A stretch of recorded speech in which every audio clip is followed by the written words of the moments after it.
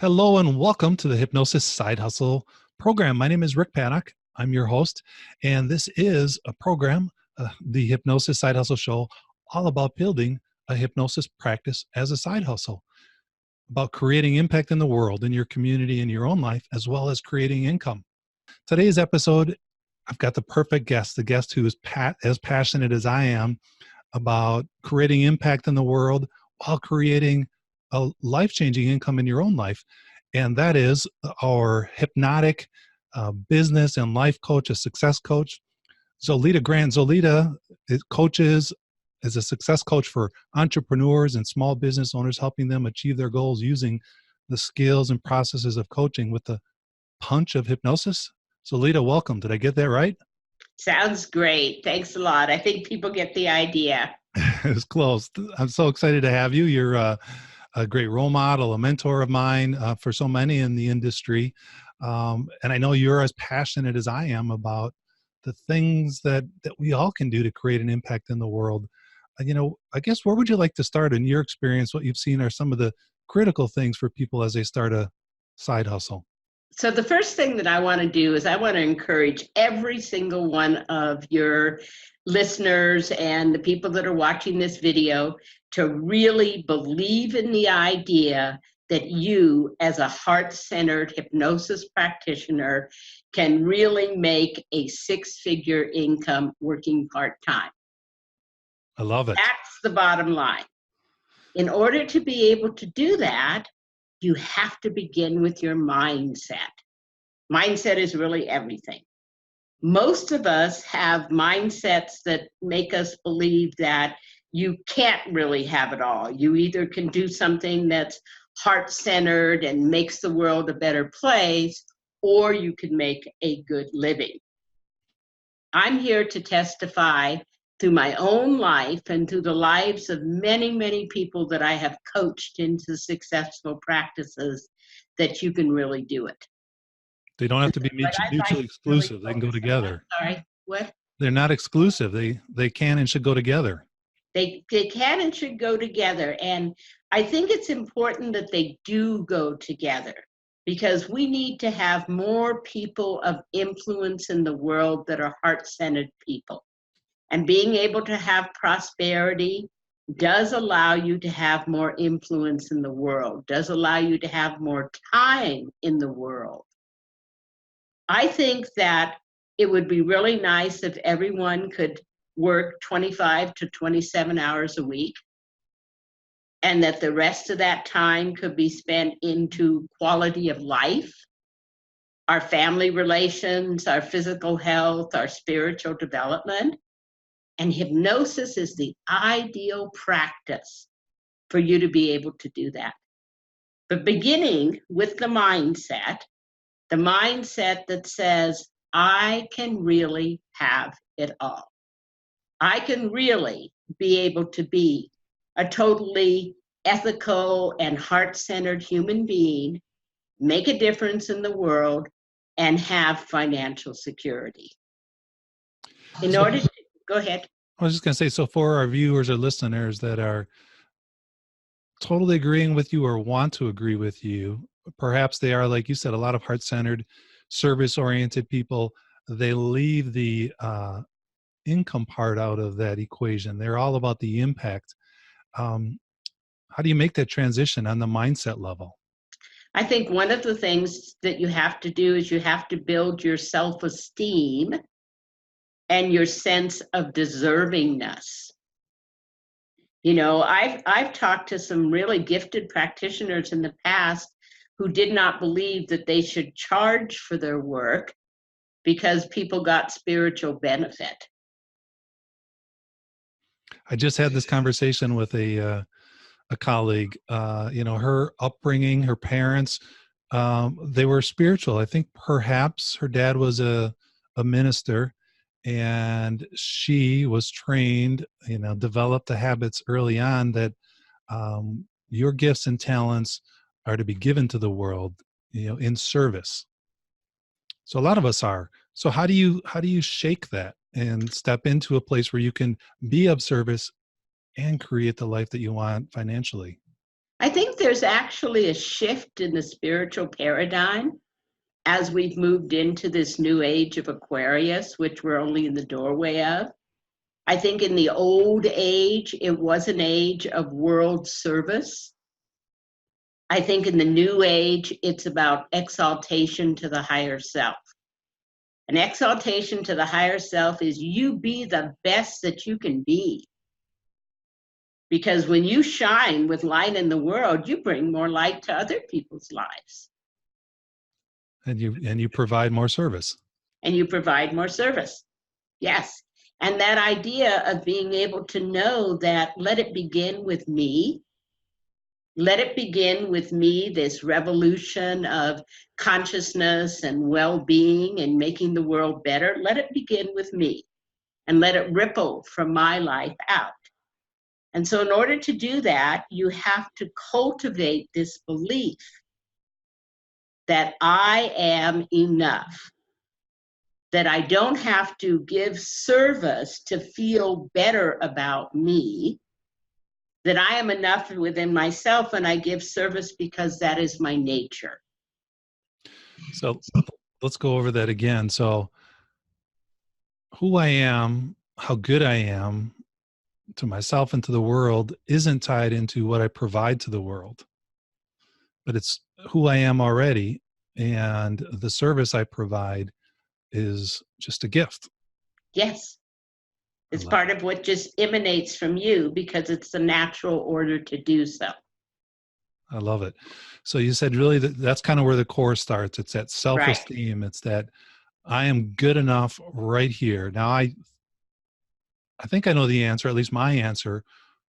How does somebody who has had a lifetime, whether that lifetime is 20 years or 40 or 60 years of not thinking, feeling, or being that way, transition to that? Well, there are basically 3 different thought patterns to really cultivate. Okay. And 4 thought patterns to give up. Okay. So the 4 C's, criticizing, complaining, comparing, and confronting, are all things that separate you from that state of inner balance and inner harmony. I love that. Criticize, compare, confront, and complain. And complain. And that separates you from, say that again? It separates you from being in balance. You know, when we're naturally in balance, the cell wants to be in balance. That's what homeostasis is. When we're naturally in balance, then I think we are aligned with our own truth. And part of that truth is about making a difference in the world. Agreed. So for somebody who's been in the habit of those, one or more of those, criticizing, comparing, confronting, or complaining, what's that step to get out of that, to release that habit? And hypnosis works. Hypnosis works really well. And basically doing a clearing process and then entering those statements as hypnotic affirmations. And so tell me about that, entering those statements as... So we want to get rid of these 4 C's, but we want to embrace these 3 G's. Okay. And these 3 G's are gratitude, cultivating an attitude of gratitude. When you feel yourself wanting to criticize, instead, step into a place of gratitude. Then there is generating positive energy. You know, positive energy attracts more positive energy. Kindness has a ripple effect. And I think it's so important for us today, particularly in all of the turmoil in the world, to really focus on generating that positive energy into the world. And then the 4th G is really about being in a place of kind of grace with yourself and with other people. And I think that's about forgiveness.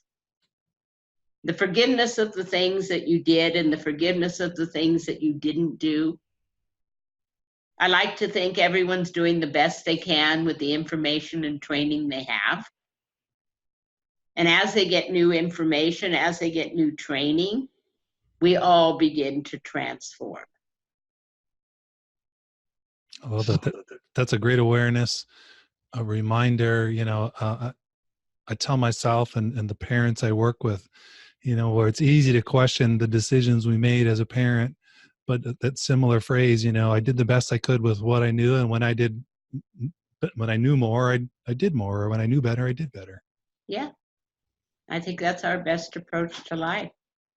So beginning with yourself and beginning with knowing that you have the capacity to create the practice of your dreams, that you have an interest in a skill, why not use it to make the world better?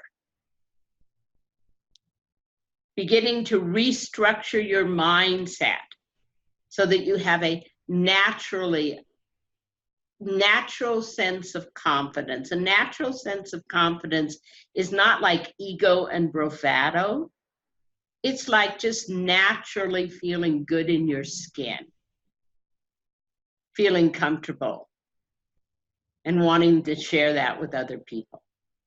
Yeah, as you share that, I get the essence of, being comfortable in your skin. It's like putting on that coat of confidence, that coat that just feels so comfortable. You can go you feel good in it. You don't care what anybody thinks. You just, you're good in it, and let that coat be your skin, and that you're just comfortable being you no matter where you are.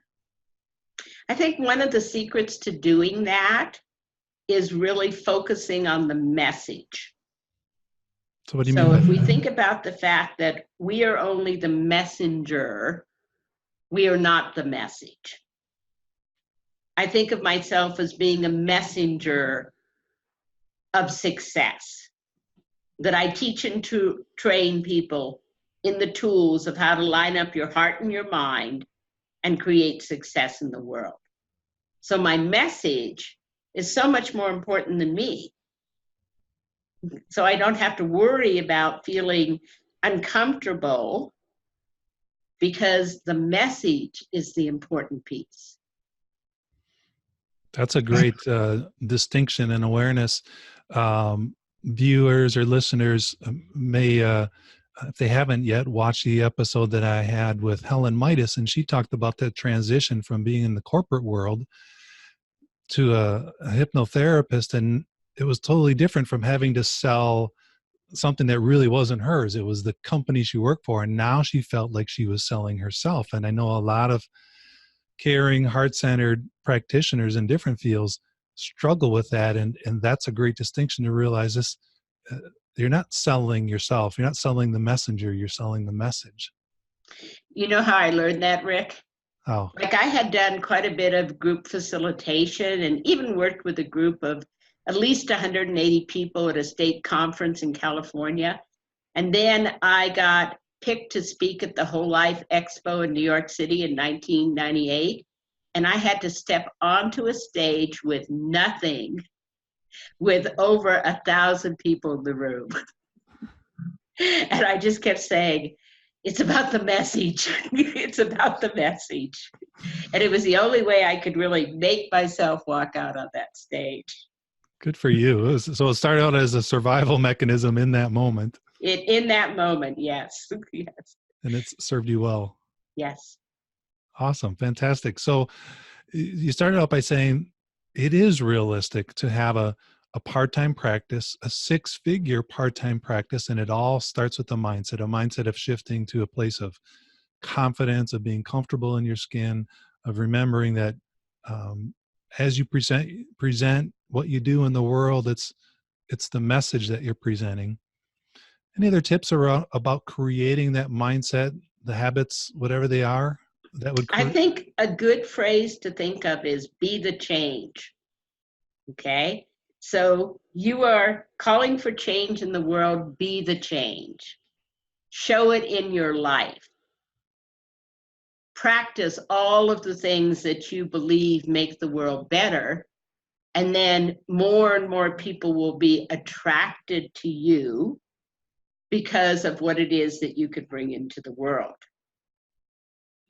I love that. That reminds me of Gandhi's statement. Somebody asked him, "What's your message to the world?" And he said, "My life is my message," I think, or something like that. Yeah, yeah. Just being an example. I love that. And so, as you're an example, as you think about the message, so your message, if I'm getting it right, is about success, and connecting people, their mind to their heart on their terms, and making success on their terms. Any recommendations for our audience where they're trying to figure out what the message is that they want to give out, or the example that they want to set for the world? So let's start out by clarifying success a little bit more. Good. So success has always been thought of as power and money. And then along the way, people added time. So power, money, time were what were considered success. About 2003 or 4, a woman named Arietta Huffington wrote a book called Thrive, and she presented a fourth pillar. And she said that fourth pillar has to be quality of life, that you have to be able to have quality of life in all areas of life to have a successful life. I like to use a graphic which I call the wheel of life. And it basically has you in the center. And then you have your mental life, your career life, your financial life, your relationship life, physical, emotional, spiritual. So what we really want for our audience is to be able to be at least an 8 in satisfaction in all areas. Okay, that doesn't mean all areas get the same amount of time. Right. But it's about satisfaction, quality of life. If you have an 8, that's a B life. That's 80%. Mm-hmm. We would certainly want you to have an A life, but at least a B life. But for many people, they might have an 8 and a 4, or a 5 and a 6. And so your life is kind of like a flat tire. And just like with a tire, even though the hole is only on one side of the tire is flat. Right. So even if there's only one area of your life that is totally unsatisfying, you don't have a sense of true satisfaction. So that kind of clarifies about success. It's subjective. You get to decide. Yeah. Now, the way you find your message is you have to look at your heart and your mind. You have to look at your gifts and your interests. You have to pay attention to your values. In the past, I took aptitude tests that say I would be excellent as a lawyer. Mm-hmm. I was like, no way. They obviously don't know me. Yeah. I feel like, I come from a law family. My brothers are lawyers. My uncle was a lawyer. My grandfather was a judge. So I come from that law kind of consciousness, and I don't think the law is justice. So it wouldn't hit my values. Firsthand experience. Yeah. Yeah. So you have to know you to help discover your message. And a good free association technique is to go, my purpose in life is to. And see what my comes purpose up. in life is to. And so that definition of success, I hear you saying, is an inside job. It's not from what anybody else says. It's on your terms. Yes. Yes. I love it. Wow, we've covered a lot to be thankful for. I'm just looking at my notes. I take notes when I chat with my guests. There's so much, and it's filled with, you can't really see it on the screen, but all kinds of good things. So Zoilita Grant, thank you for joining us. Thank you so much for having me. And can I mention my website real quick? Please do. Thank you. It's www.mindset-for mindset-success.org. So it's www.mindset-for-success.org. Yes. Fantastic. I know you've got a lot of great resources, not only so many of the things that you've shared today, but uh, our listeners, viewers can schedule working with you, as well as you've got a number of products and trainings on there. So I highly recommend our viewers and listeners go to Zoilita's website. Thank you, Zoilita, so much. Thank you.